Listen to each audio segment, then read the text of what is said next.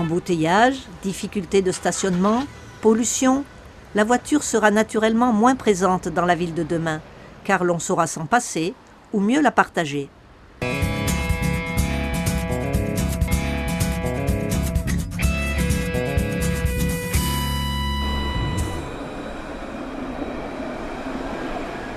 Pour anticiper les besoins et préparer les habitants, la Maïf et Coulicar, spécialistes de la location de voitures entre particuliers, proposent aux familles grenobloises de laisser leur voiture 2 mois dans un parking couvert de la ville. Petite rayure, portière. Il y a quelque temps que je pensais peut-être pouvoir arrêter d'utiliser ma voiture. Donc je fais cette expérience. C'est un peu l'occasion justement de confirmer que c'est possible sans changer trop les habitudes que j'ai. Bon, je pense pas que ça me posera énormément de problèmes parce que c'est une solution que j'avais déjà réfléchie. C'est écologique d'abord et puis une forme de sevrage de la voiture. Il faut qu'on essaie autre chose. Les inscriptions dépassent les espérances. Seules les 100 premières sont retenues. On a choisi quand même, on peut le dire, des mois qui sont difficiles, octobre-novembre. Ce ne sont pas les mois d'été ou le mois de printemps où il fait beau, où on peut faire du vélo toute la journée. Là, c'est des mois où il pleut, il y a du vent, il grêle, il ne fait pas beau. Et on a même une période de vacances scolaires pour la Toussaint dedans. Il va falloir bien s'organiser pour combler ce manque de véhicules personnels. Au-delà des incitations financières, qu'est-ce qui a motivé ces familles ? Le fait qu'il y avait beaucoup d'avantages à laisser la voiture et puis que finalement on ne la prenait pas tant que ça. La simplicité, je pense, de plus avoir de voiture, de problème pour se garer. L'abonnement donc au transport en commun, entre autres, quoi. Et puis la connaissance d'autopartage aussi. Comment vous pensez vous déplacer le plus souvent ? En vélo et en transport en commun. On a fait des tests de vélos un peu plus, ce qu'on appelle les vélos cargo. Ce sont des vélos sur lesquels on pourra aussi mettre des marchandises en plus du bébé. Je prendrai le bus et puis le train parce que je suis à 10 minutes à pied de la gare, un quart d'heure à pied on va dire. Voilà, donc je vois pas trop. Et si j'ai besoin de vacances, je louerai une voiture. Un petit truc de transport ? D'accord, oui. Et sur place, on vous donnera votre titre pour les deux mois. D'accord. Là, je rentre. Prendre votre nom. C'est bon, rendez-vous à la métro. D'accord. C'est bon pour les explications ? Si c'est que ça, oui. Tout n'est pas encore très clair.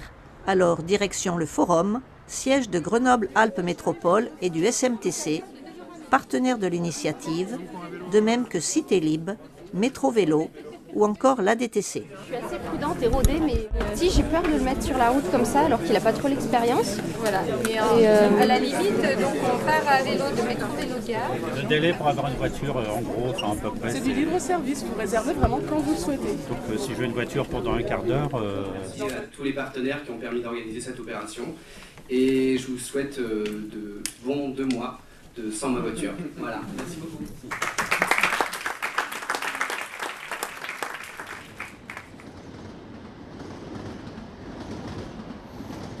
Un mois plus tard, nous retrouvons Aïcha dans son quartier. Nous, on est un quartier qui n'est pas très loin du centre-ville, donc même à pied, pour les plus courageux, on peut y aller, en vélo aussi, mais on a l'avantage d'avoir à Louise Michel le terminus du tram E, la ligne 17, les Transisaires, pratiquement tous les Transisaires qui se garent à la gare de Grenoble passent par le cours de la Libération.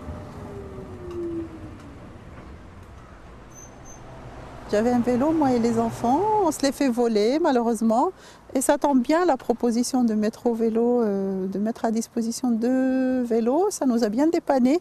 Et je crois que je vais continuer, je vais m'abonner. C'est une bonne idée. Il suffit de s'y mettre en fait. C'était dur un petit peu au début, mais après on oublie, on finit par oublier la voiture.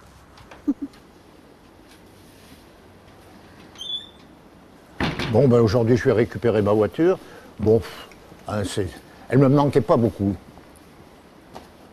Les 2 mois se sont écoulés et les participants se retrouvent une dernière fois au Forum.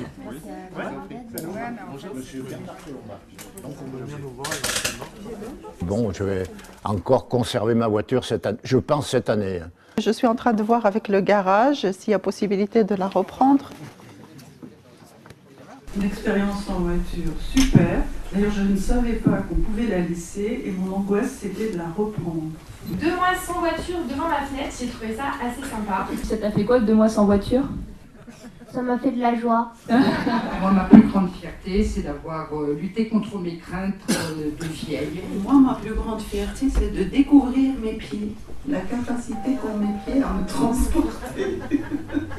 C'est vraiment la question de comment nous partageons l'espace public et comment nous cohabitons dans l'espace public. À l'issue de cette expérience, des habitants ont donc décidé de se défaire de leur voiture personnelle, comme l'ont fait avant eux Hélène et Philippe, qui ont déménagé au centre-ville de Grenoble intentionnellement. Le centre-ville est attractif parce qu'il permet de se passer de voiture. Ça devient un plus. C'est pas une contrainte. Elle servait à rien, sinon à prendre de la place dans l'espace public, et ça aussi, c'était quelque chose qui nous posait problème. De la place dans l'espace public et aussi de la place dans notre tête. Dans notre tête, oui. Et on pense aussi quelque chose des problèmes globaux de pollution, de particules, de bruit, de sécurité qui sont posés par la voiture. Oui, c'était aussi une façon assez simple d'être en accord avec nos idées. Mais le fait de le faire change aussi la donne. Dans certaines conditions, moi j'aime bien conduire et je n'ai pas perdu le plaisir de conduire. Simplement, il est plus rare, mais du coup il est réel.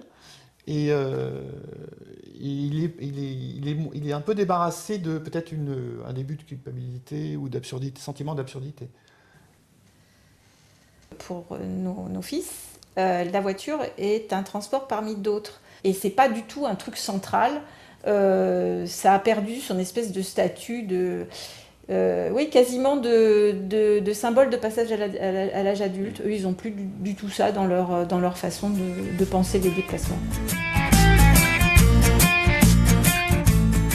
Quelle que soit l'étape à laquelle chacun se situe, nous sommes nombreux à vouloir nous diriger vers des modes de vie plus apaisés, peut-être plus joyeux, mais certainement plus responsables vis-à-vis des générations futures.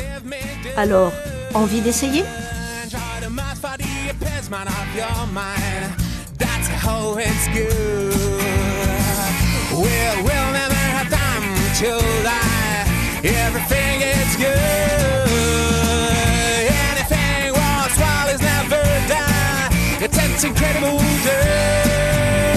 That's the better way, the better